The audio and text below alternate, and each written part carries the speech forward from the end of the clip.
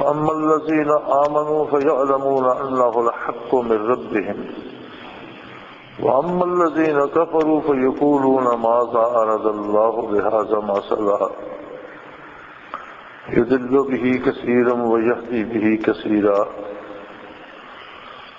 وما يضل به إلا الفاسقين الذين ينقضون عهد الله من بعد ميثاقه ويقطعون ما أمر الله به أن يوصل ويفسدون في الأرض أولئك هم الخاسرون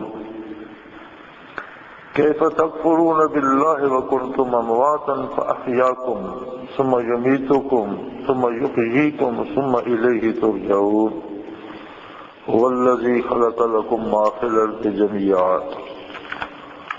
ثم استوى إلى السماء فسواهن سبع سماوات وهو بكل شيء عليم اللهم سبحانك لا علم لنا إلا ما علمتنا إنك أنت العليم الحكيم مولاي صل وسلم دائما أبدا على حبيبك من زانت به السرور.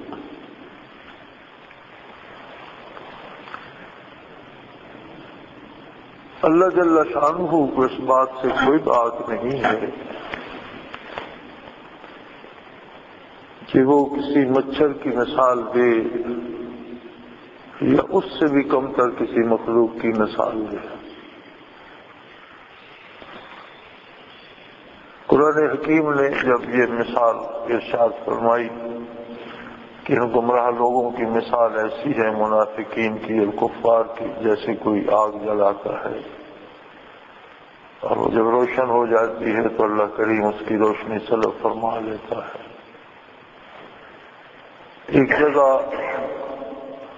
بتوں کے بارے ارشاد فرمایا والیوں بھی گم کھلا بھائی بتوں کے بارے ارشاد فرمایا کہ ان سے اگر کوئی مکھی بھی چیز چھین کر لے جاتی ہے اسے روک نہیں سکتے. اس طرح کی مثالیں تو کفار کہنے لگے کہ اگر قرآن اللہ کا کلام ہے اور یہ باتیں اللہ ارشاد فرما رہا ہے تو کہاں اللہ کی شان اور اس کی عظمت اور کہاں یہ مچھروں کی مثالیں. تو ارشاد فرمایا گیا کہ اللہ جل شانہ کو اس بات سے کوئی بات نہیں ہے کوئی شرم نہیں ہے کہ وہ مچھر کی مثال دی یا اس سے بھی کم تر کسی مخلوق کی مثال دی. اصولی بات یہ ہے کہ مثال دینے والی کے ہستی کو مثال سے نہیں پہچانا جاتا بلکہ جس کی مثال دی جائے اس کو پہچانا جاتا ہے کہ کس چیز سے اس کی مثال دی گئی. تو اللہ کریم نے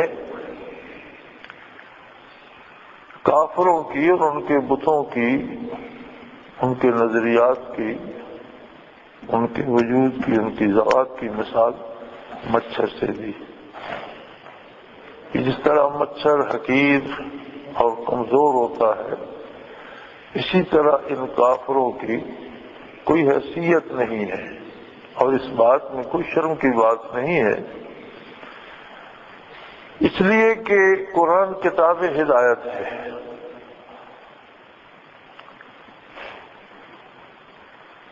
اور دنیا ساری بھی اکٹھی ہو جائے تو ایک حدیث شریف کا مفہوم ہے کہ اگر مچھر کے پر کے برابر بھی دنیا کی قیمت اللہ کے نزدیک ہوتی تو کسی کافر کو ایک چلو پانی بھی نہ دیتا. دنیا کی اللہ کی بارگاہ میں کوئی حیثیت نہیں ہے. اور یہ واقعہ ہوگا قرآن کریم نے خبر دی ہے کہ اہل دوزخ میں سے پکاریں گے جنتیوں کو اور کہیں گے ان افیدوا علینا من الماء کہ بھی ہمیں کوئی تھوڑا بہت پانی ہی دے دو چند قطرے چند گھونٹ سے ہی کچھ پانی ہمیں دے دو. تو اہل جنت جواب دیں گے ان اللہ حرمها علی الکافرین اللہ نے کافروں کے لیے دینے سے منع کر دیا ہے تمہیں یہ نہیں مل سکتا. جنت کی قیمت ہے، آخرت کی قیمت ہے، اس لیے چلو بھر پانی بھی کافر کو نہیں مل سکے گا۔ دنیا کی کوئی قیمت نہیں ہے، اس لیے کافر کے پاس بھی دولت دنیا ہے۔ اور فرمایا آقا انعامدار صلی اللہ علیہ وآلہ وسلم نے کہ ایک مچھر کے پر کے برابر بھی دنیا کی قیمت اللہ کے نزدیک ہوتی تو کافر کو چلو بھر پانی بھی نہ ملتا۔ تو ویسے بھی مچھر ہو یا مکھی ہو یا اس سے بھی ادنا مخلوق ہو، اللہ کی تو ساری مخلوق ہے اور اپنی تخلیق میں بے مثال ہے۔ اللہ جل شانہ کی جو تخلیق ہے کبھی بھی کوئی دوسرا انسان ہو یا فرشتہ اس کا مقابلہ نہیں کر سکتا۔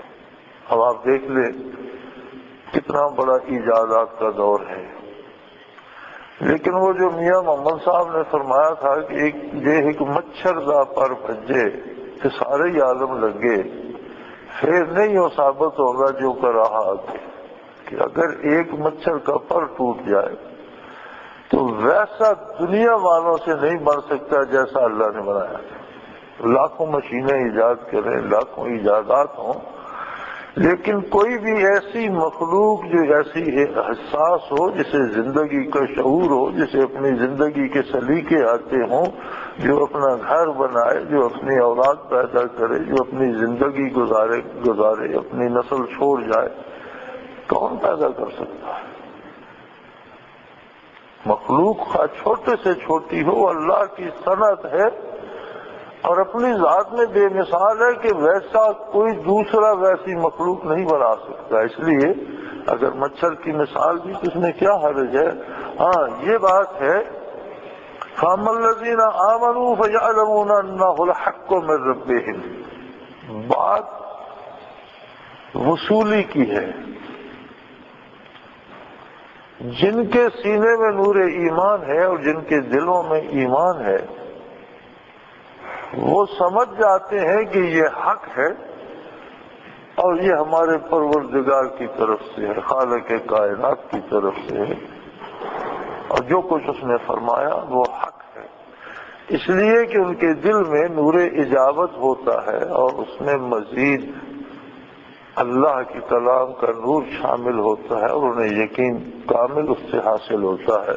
وَأَمَّا الَّذِينَ كَفَرُوا فَيَقُولُونَ مَاذَا أَرَادَ اللَّهُ بِهَذَا مَثَلًا، اور جو کافر ہیں جن کے سینے نور ایمان سے خالی ہیں، انہیں چونکہ وہ بات ان کے سینے میں اترتی نہیں، ان کے دل میں اترتی ہی نہیں، لہذا وہ کہہ دیتے ہیں کہ بھئی ایسی مثالیں دینے سے اب اللہ کا کیا مطلب؟ اللہ کی اتنی بڑی ذات ہے اور ایک مچھر کی مثال دے رہا ہے، ان باتوں سے کیا مطلب ہے؟ مقصد کیا ہے؟ فرمایا یضل بہ کثیرا۔ قرآن اگرچہ کتاب ہدایت ہے اور مخلوق کی ہدایت کے لیے نازل فرمایا گیا، لیکن عجیب بات یہ ہے کہ بہت بڑی تعداد لوگوں کی اسی کو سن کر گمراہ ہو جاتی ہے۔ اسی قرآن سے بہت سے لوگوں کو گمراہ کر دیتا ہے، وَيَأْتِي بِهِ كَثِيرًا، اور اللہ بہت سے لوگوں کو اسی سے ہدایت دیتا ہے۔ قرآن بنیادی طور پر کتاب ہدایت ہے، لیکن جب کوئی حد سے تجاوز کرتا ہے تو گمراہ ہو جاتا ہے۔ ایک اصول ہے طب کا کہ دنیا میں کوئی چیز بھی زہر نہیں ہے، اس کی مقدار جو ہے اس میں فرق ہے۔ اب دودھ غذا بھی ہے، دوا بھی ہے، لیکن کسی آدمی کو زبردستی اتنا پلا دو کہ اس کا پیٹ ہی پھٹ جائے تو اس کے لیے وہی زہر ہے۔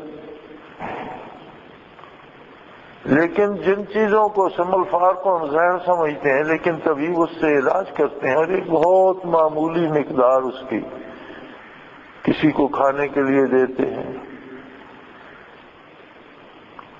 اور وہ اس سے شفا، اس کی مقدار اب سم الفار جسے ہم زہر سمجھتے ہیں اگر وہ باجرے کے دانے کے برابر بھی کھا لے تو زہر ہے، لیکن اس کی ایک بہت معمولی مقدار جو طبیب استعمال کراتے ہیں وہ تو علاج کے لیے استعمال ہو جاتی ہے، اس کی مقدار چھوٹی ہے۔ اسی طرح دودھ کی بھی ایک مقدار ہے، گھی کی بھی ایک مقدار ہے، گندم کی روٹی کی بھی ایک مقدار ہے جو ہم صبح شام کھاتے ہیں۔ اگر یہی بے حساب کھانا شروع کر دو یہی زہر بن جاتی ہے۔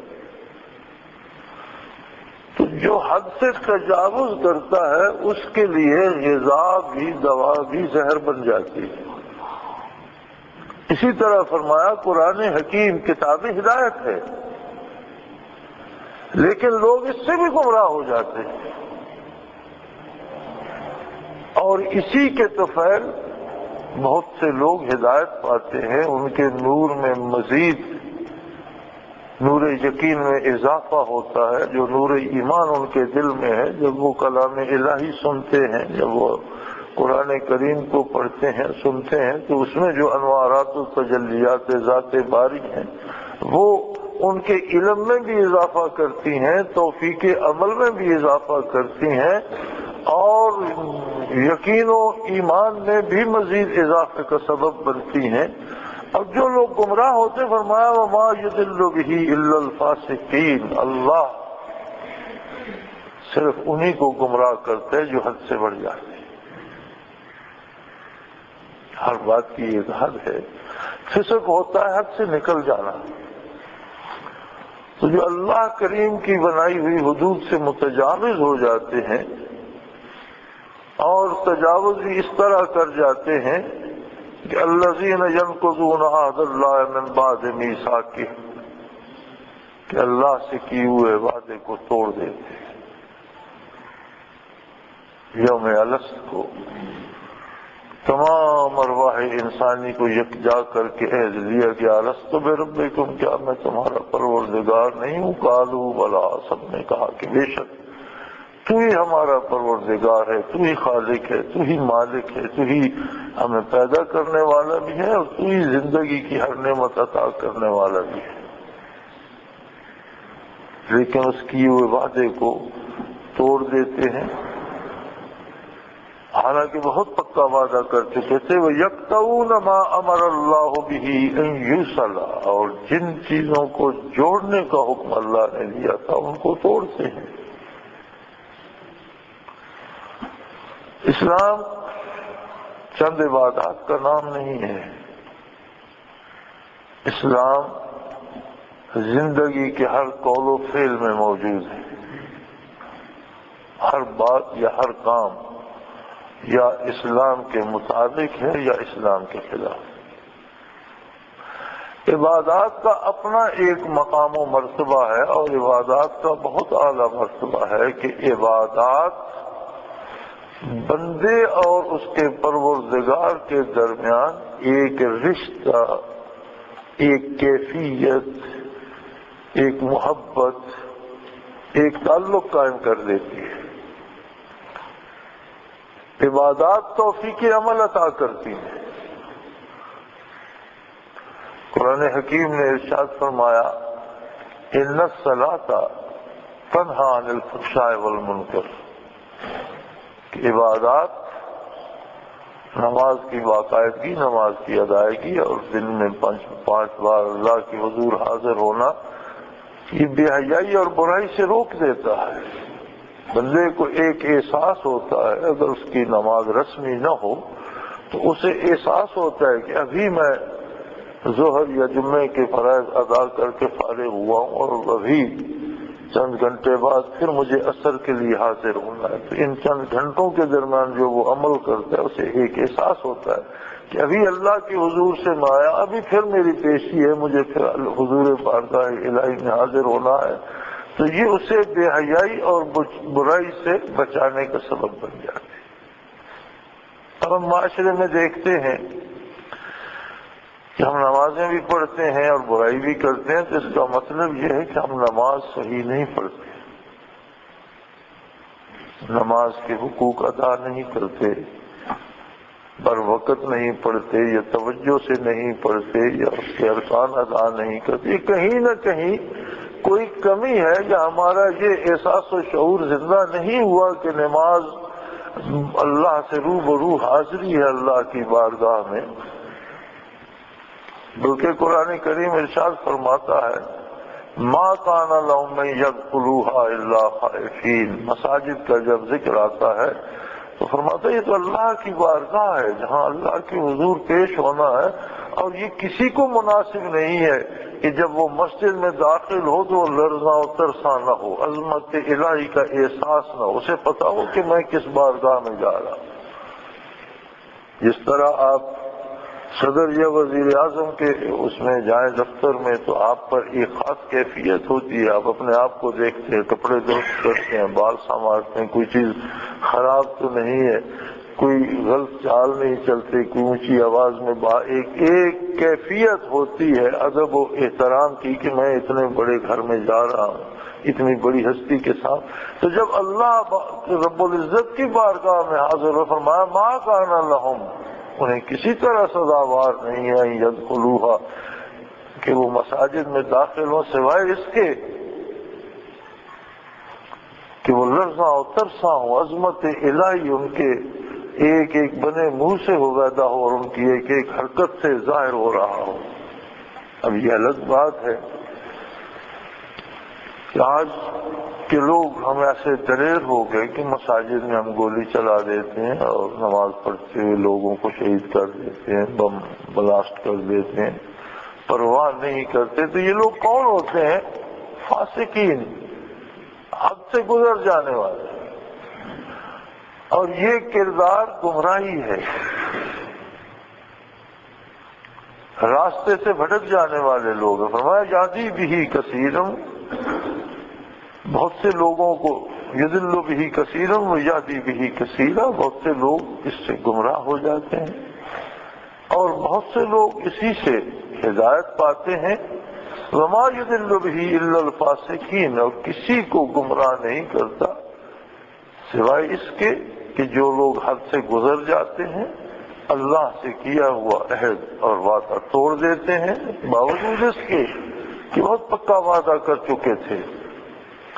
وَيَقْطَعُونَ مَا أَمَرَ اللَّهُ بِهِ أَن يُوصَلَ، اور جن چیزوں کو اللہ نے جوڑنے کا حکم دیا ہے انہیں توڑتے ہیں، جس کا نتیجہ یہ ہوتا ہے وَيُفْسِدُونَ فِي الْأَرْضِ، اللہ کی زمین پر فساد کا سبب بنتے ہیں۔ گناہ کے اثرات دو قسم کے ہوتے ہیں، ایک تو بندے کی اپنی ذات پہ مرتب ہوتا ہے کہ اس نے جرم کیا اور وہ اس کی گمراہی میں اضافہ ہوتا گیا، نور ایمان کم ہوتا گیا، وہ بھٹکتا گیا، حتیٰ کہ گناہ بڑھتے بڑھتے اس حد تک پہنچ جاتے ہیں کہ دل سیاہ ہو جاتا ہے اور پھر اس پہ مہر کر دی جاتی ہے، توفیق توبہ بھی سلب ہو جاتی ہے، پھر اسے ہدایت بھی نصیب نہیں ہوتی سوائے اس کے کہ یہ مہر لگنے سے پہلے اسے توبہ کا احساس ہو جائے اور توفیق توبہ نصیب ہو جائے۔ ایک گناہ کا اثر وہ ہوتا ہے جو ماحول کو متاثر کرتا ہے، دوسرے لوگوں کو متاثر کرتا ہے۔ جن بستیوں، جن آبادیوں، جن شہروں میں ہم رہتے ہیں ان کو متاثر کرتا ہے۔ یعنی گناہ کے دو اثر ہوتے ہیں۔ آدمی جب گناہ کرتا ہے تو ایک تو اس کی اپنی ذات پہ آتے ہیں اس کے برے اثرات، اس کا دل سیاہ ہوتا ہے، اس کا نور ایمان اگر ہے تو کم ہوتا ہے، نہیں ہے کافر ہے تو کفر اور تاریکی اور بڑھ جاتی ہے، یہ تو اس کی ذات پہ ہوتا ہے۔ لیکن ماحول اور معاشرہ بھی اس سے متاثر ہوتا ہے۔ جیسے ایک جگہ ارشاد فرمایا گیا ظہر الفساد فی البر والبحر بما کسبت ایدی الناس، خشکیوں میں، دریاؤں میں، سمندروں میں، زمینوں پر فساد ظاہر ہو گئے، تباہی پھیل گئی، ہر طرف موت رقص کرنے لگی، ہر طرف بربریت اور جور و ستم پھیل گیا، بما کسبت ایدی الناس، اور یہ سب لوگوں کے کردار کے نتیجے ہیں، لوگوں کے اعمال کا ثمر۔ یعنی گناہ کا دوسرا اثر یہ ہوتا ہے کہ اللہ کی زمین پر فساد پھیلتا ہے، دوسرے لوگ تباہ ہوتے ہیں، دوسرے لوگوں کے لیے مصیبتیں کھڑی ہو جاتی ہیں۔ تو فرمایا یہ حد سے گزرنے والے اتنے بڑے مجرم ہیں کہ پہلے تو انہوں نے اللہ سے کیا ہوا بڑا پکا وعدہ وہ توڑ دیا، پھر ان کے کردار نے احکام الہی کی خلاف ورزی کی، اور جن کاموں کو کرنے کا اللہ نے حکم دیا تھا ان کو چھوڑ دیا، اور جن کاموں سے روکا تھا وہ کام انہوں نے اختیار کر لیے، جس کا نتیجہ یہ ہوا وَيُفْسِدُونَ فِي الْأَرْضِ کہ اللہ کی زمین پر انہوں نے فساد پیدا کر دیا۔ اولئک ھم الخاسرون، فرمایا یہ لوگ بہت زیادہ خسارے میں جا رہے ہیں۔ انہیں تب پتہ چلے گا جب وقت آئے گا اور ہر عمل کا محاکمہ اور محاسبہ ہوگا اور نتائج سامنے ہوں گے، تو انہیں تب پتہ چلے گا کہ انہوں نے اپنا کتنا بڑا نقصان کر لیا۔ پھر استفہامی انداز اختیار فرمایا، انسان کو مخاطب کرتے ہوئے فرمایا کیف تکفرون باللہ، لوگوں تم اللہ سے کفر کس طرح کر سکتے ہو؟ اس لیے کہ تمہاری تو کوئی حیثیت نہ تھی، کنتم امواتن، تم تو بے جان، ایک ذرہ بے مقدار اور بے جان تھے۔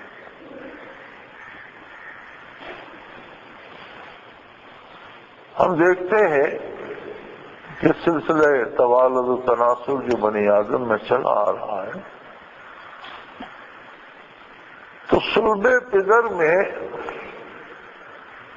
اس کی نسل کے اجزاء کہاں کہاں سے آتے ہیں؟ سارے ہی تو مٹی کے رنگ ہیں، لیکن مٹی تو کوئی نہیں پھانکتا، کہیں وہی مٹی چاول کا روپ دھارتی ہے، کہیں گندم اور غلے کا روپ دھارتی ہے، کہیں کسی جانور کی شکل اختیار کرتی ہے، پھر اس آدمی تک کسی جانور کا گوشت پہنچتا ہے، کسی کا دودھ پہنچتا ہے، کہیں سے مکھن گھی لیتا ہے، چاول، دال، مرچیں، آٹا، روٹی، کیا کیا دنیا سے فروٹ، پھل، مٹی ہے، اسے اللہ نے ایک پودا بنا دیا، اسی مٹی سے اجزاء کشید کر کے اس پر پھل لگا۔ لیکن یاد رکھو جو لقمہ بھی بندہ کھاتا ہے اس میں ایک حصہ تو اس کے اپنے وجود کا ہے، جو اس کا گوشت پوست ہڈیاں پٹھے بن جاتے ہیں، خون بنتا ہے، ایک حصہ آنے والی نسل کا بھی ہے، اگر اس سے اللہ نے نسل کو چلانا ہے تو وہ اس کے سلوک میں محفوظ ہوتا جاتا ہے۔ آدمی اگر غور کرے تو اندازہ نہیں کر سکتا کہ ایک وجود کے اجزاء زمین پر کتنے دور پھیلے ہوئے تھے، کہاں کہاں سے وہ پانی پیتا ہے، کہاں کہاں سے غذا حاصل کرتا ہے، اور اس میں وہ ذرات جمع کیے جا رہے ہیں۔ قدرت باری وہ جانتا ہے کہ جس وجود کو میں نے پیدا کرنا ہے، اس کے سلب سے اس کے ذرات میں نے کہاں کہاں بکھیرے ہیں اور کس طرح اس شخص تک پہنچانے ہیں۔ اس کا ایک ایسا نظام ہے جس میں کوئی غلطی نہیں ہوتی، ایک کے اجزاء دوسرے کے اس میں نہیں جاتے اور دوسرے کے تیسرے کے پاس، ہر آدمی کے اپنے اپنے اجزاء اپنی جگہ جمع ہوتے رہتے ہیں، پھر صلب پدر سے شکم مادر میں منتقل ہوتا ہے۔ تو اس کی ماں نے بھی تو دنیا بھر کی غذائیں استعمال کی ہیں، دوائیں استعمال کی ہیں، پانی پیا ہے، ہوا میں سانس لیا ہے، تو ایک ایک لقمہ، ایک ایک سانس جو آنے والے بچے کا حصہ ماں کے پاس ہے، وہ شکم مادر میں بھی اس کے کام آتا ہے، اور پیدا ہونے کے بعد بھی دودھ کی نہروں کی صورت میں اسی کے پیٹ میں جاتا ہے، اسی کے وجود کا حصہ بنتا ہے۔ اتنا بڑا نظام کہ جسے عقل انسانی سوچ نہیں سکتی، سوچے تو شل ہو جاتی ہے، اور اتنی ترتیب سے ایسے قادر مطلق نے جب تمہیں تخلیق فرمایا تو اب تم اس کا انکار کرتے ہو۔ کیسے تکفرون باللہ، تم اللہ کا کیسے انکار کر سکتے ہو، کیسے کفر کر سکتے ہو اس ذات بے ہمتا کے ساتھ؟ کنتم امواتن، تم تو ذرے بے مقدار تھے، تمہاری تو کوئی حیثیت ہی نہیں تھی، تم تو محض بے جان ذرات تھے، مردہ تھے۔ فَأَحْيَاكُمْ، اس نے تمہیں زندگی عطا کر دی، اس نے تمہیں صلب پدر میں پہنچایا، شکم مادر میں پہنچایا، پھر تمہارا وجود بنایا، پھر اس میں روح پھونک دی. تم تو ذرے بے مقدار تھے، تمہاری تو کوئی حیثیت تھی نہیں، اس نے تمہیں ایک حیثیت دے دی، فاحیاکم، تمہیں زندگی دے دی. لیکن یاد رکھو یہ زندگی بھی بے مہار یا بے لگام نہیں ہے. ثم یمیتکم، اس کے بعد بھی موت مقدر ہے تمہارا، پھر تمہیں مرنا بھی ہے. اگر بات یہی ختم ہو جاتی کہ تمہیں ذرے بے مقدار سے حیات عطا کر دی اس نے، اور پھر تم ایسے ہی زندہ رہتے اور بے مہار پھرتے رہتے اور تمہیں کبھی پھر واپس نہ جانا ہوتا، پھر بھی کوئی بات تھی. تم جانتے ہو کہ ظہور آدم علیہ نبینا علیہ الصلوۃ والسلام سے لے کر آج تک ہر ایک کو جاتے دیکھا تھا. کہاں ہیں وہ لوگ؟ کہاں ہیں بڑے بڑے سلاطین عرب و عجم، اور کہاں ہے شہنشاہ جہاں؟ تخت و تاج کی زینت جو تھے آج ان کی قبور سیرگاہیں بنی ہوئی ہیں. کس نے انہیں وہاں پہنچا دیا؟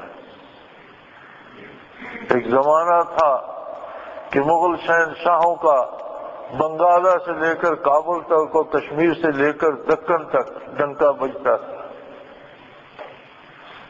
میں لاہور گیا، جہانگیر کے مقبرے پر میں گیا تو سکولوں کے بچے بیٹھے قبروں پر بیٹھ کر کوکا کولا پی رہے تھے، چیزیں کھا رہے تھے اور پکنک منا رہے تھے. کہاں ہے وہ شہنشاہ جہانگیر؟ کیوں انہیں نہیں جھڑکتا؟ کہاں گئے اس کے چوبدار اور پاسبان؟ کہاں ہے اس کی فوج و سپاہ اور لاؤ لشکر؟ کہاں سلطنت ہے؟ قلعے اجڑ گئے، محلات برباد ہو گئے، اور آج ان کی چیزیں عجائب گھروں میں رکھی ہیں کہ کبھی یہ بھی بادشاہوں کے پاس تھی. تم جانتے ہو کہ تم ایک ذرے بے مقدار بے حیثیت تھی، اس نے تمہیں زندگی دی، اور یہ بھی جانتے ہو ثم یمیتکم کہ تمہیں موت بھی آئے گی. پھر موت پر ہی بات بس ہو جاتی اور تمہیں واپس اسی طرح ذرات میں منتشر کر دیا جاتا تو بھی کوئی بات نہیں. ایسی بھی کوئی بات نہیں. ثم یحییکم، پھر تمہیں زندہ ہونا ہے. آج تم یہ سوال کرتے ہو کہ مر کر مٹی میں مل گیا تو کیسے زندہ ہوگا، آگ میں جل گیا تو کیسے زندہ ہوگا، اسے جانور کھا گئے کیسے؟ جانور کھا جائے، آگ میں جلا کر منتشر کر دیا جائے، عقلاً بھی انسانی اجزاء مر کر اتنے منتشر نہیں ہو سکتے جتنے پیدائش سے پہلے تھے. تو جس نے پہلے جمع کر لیے وہ دوبارہ بھی جمع کر لے گا، وہ قادر ہے اس پر.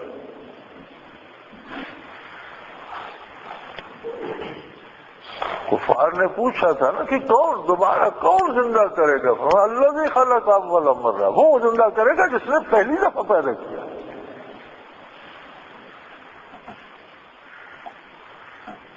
اور پھر زندہ ہو کر تمہیں اس کی بارگاہ میں حاضر ہو کر اپنے کردار کا جواب دینا ہے.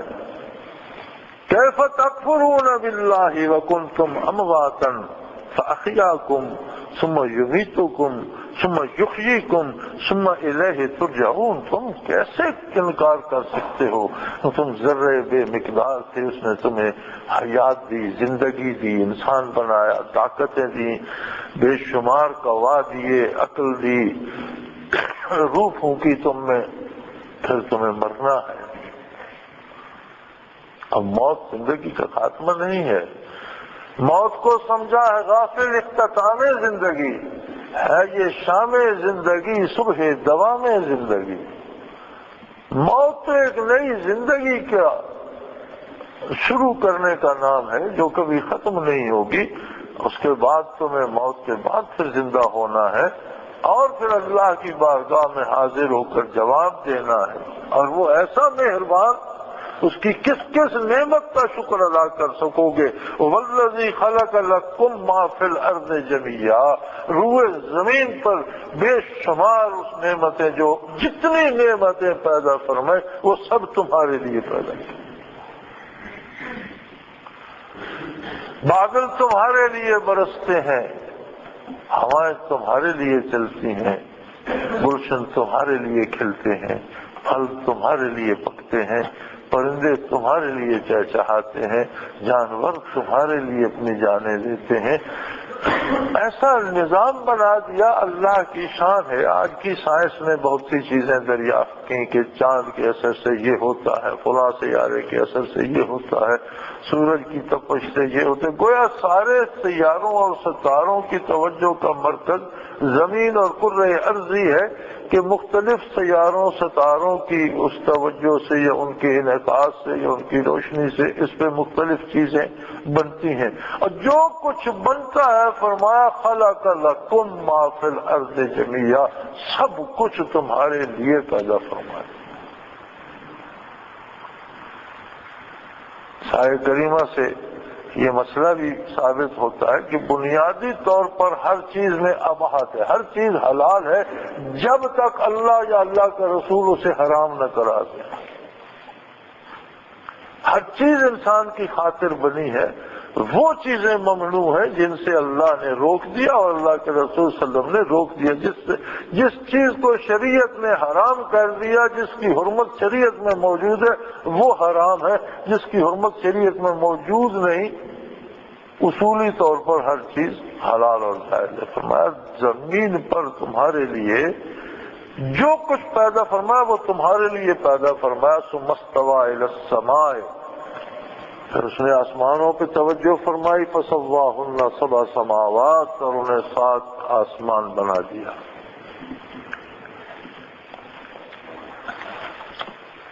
سات آسمان بھی صرف 7 چھتے نہیں ہیں، ہر آسمان کا ایک اپنا الگ جہان ہے، اس کا ایک اپنا اثر ہے، انسانی زندگی پر اس کے اپنے اثرات ہیں، ان میں ستارے سیارے، ان میں فرشتے، ان میں ملا الاعلیٰ، اور کیا کیا ترتیب دیا، اور سب کچھ تمہاری خاطر سے ترتیب دیا۔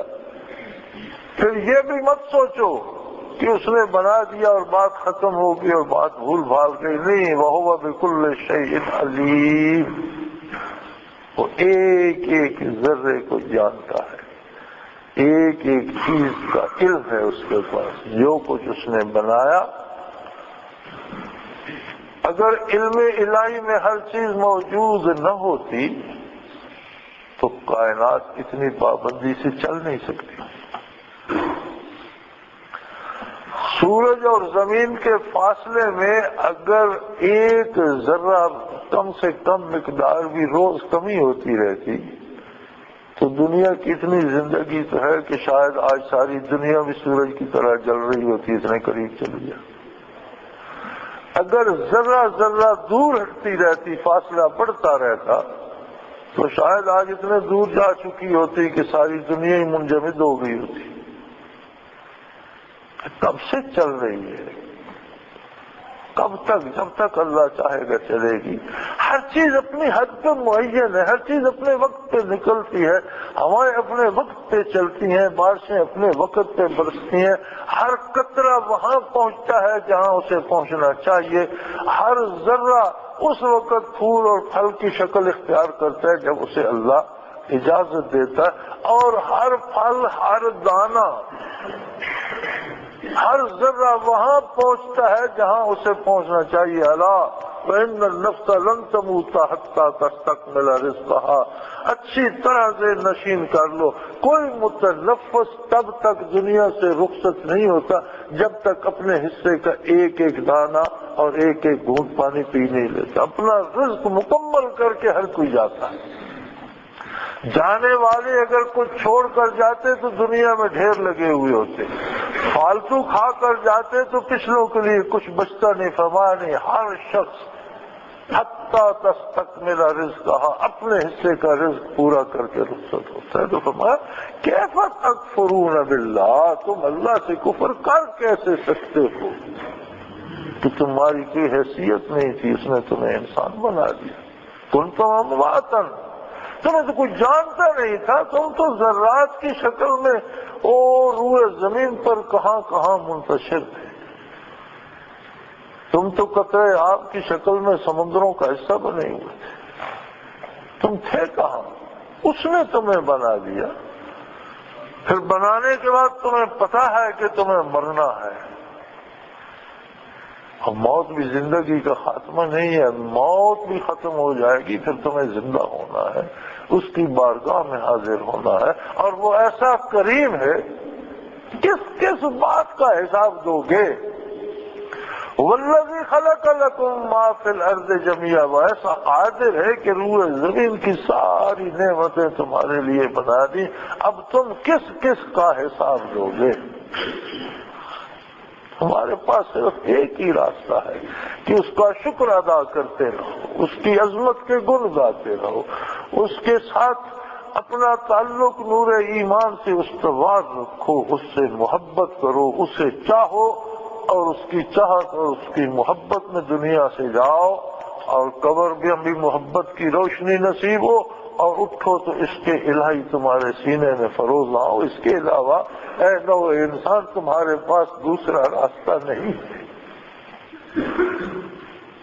دوسرا راستہ سوائے تباہی و بربادی کے اس کا کوئی نتیجہ نہیں۔ اور یاد رکھو، جب آخرت کو اٹھنا ہے، جب دوبارہ زندہ ہونا ہے، تو اس کے بعد موت نہیں ہے، پھر تمہیں ہمیشہ ہمیشہ رہنا ہے، اور ہمیشہ ہمیشہ غضب الہی کا شکار رہنا کتنی بڑی بدبختی۔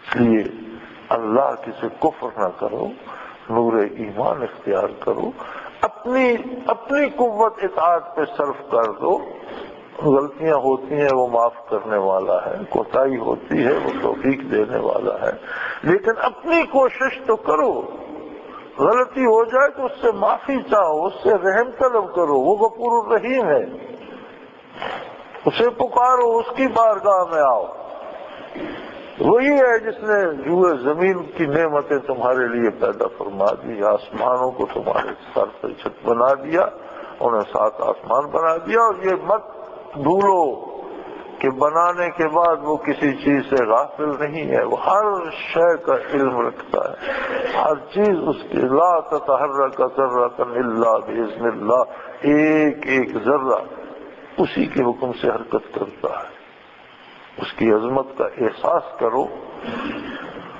اللہ کریم ہمیں یہ احساس و شعور عطا فرمائے، ہمارے گناہوں سے درگزر فرمائے، اور اپنی یاد کی توفیق عطا فرمائے، اور نیکی اور اعمال صالح کی توفیق دے، اپنے حبیب صلی اللہ علیہ وسلم کی پیروی کرنے کی توفیق عطا فرمائے۔ وآخر دعوانا الحمدللہ رب العالمین۔